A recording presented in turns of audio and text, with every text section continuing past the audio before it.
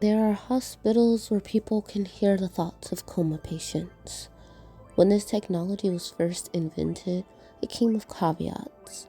The first was that the machine only worked on a random handful of coma patients. This angered many heartbroken family members who'd excitedly waited for the technology.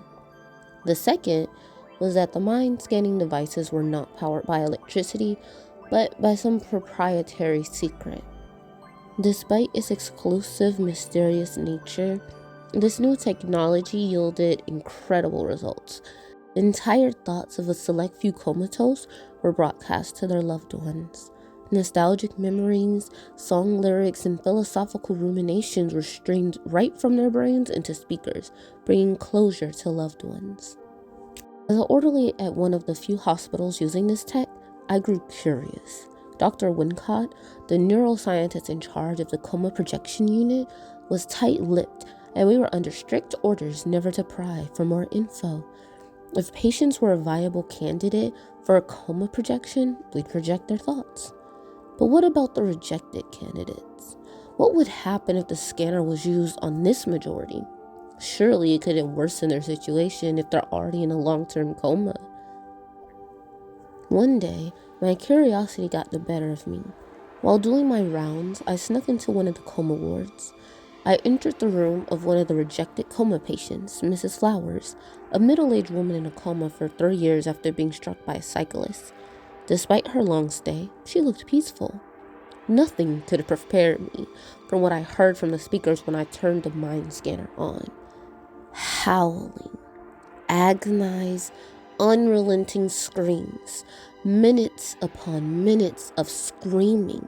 The sound was so guttural, I nearly collapsed as Mrs. Flower's comatose cries reverberated around the room. By the time I switched it off, Dr. Wincott had already been summoned by the cacophony. "What the hell?" I spurted to him in the doorway. "Those were her screams. She's conscious and suffering." I pointed to her motionless in bed. "That's why it's better not to use the device on most," Dr. Wincott answered emotionlessly. "Some people are peaceful in comas. Their families pay top dollar to hear their thoughts. But most long-term patients are like Mrs. Flowers." "Then why not pull the plug? Raise the alarm about what they're experiencing." Dr. Wincott just cackled, motioning to the scanner. "What do you think is powering the tech in the first place? It's those screams." I'd learned too much. As I tried to flee the building, I felt the sharp push of Dr. Wincott's hands upon my back. I tumbled down the flight of stairs and straight into the coma I'm in now. Within the comatose mind, I repeat this story to myself again and again on loop, hoping someone uses the device on me and learns the truth.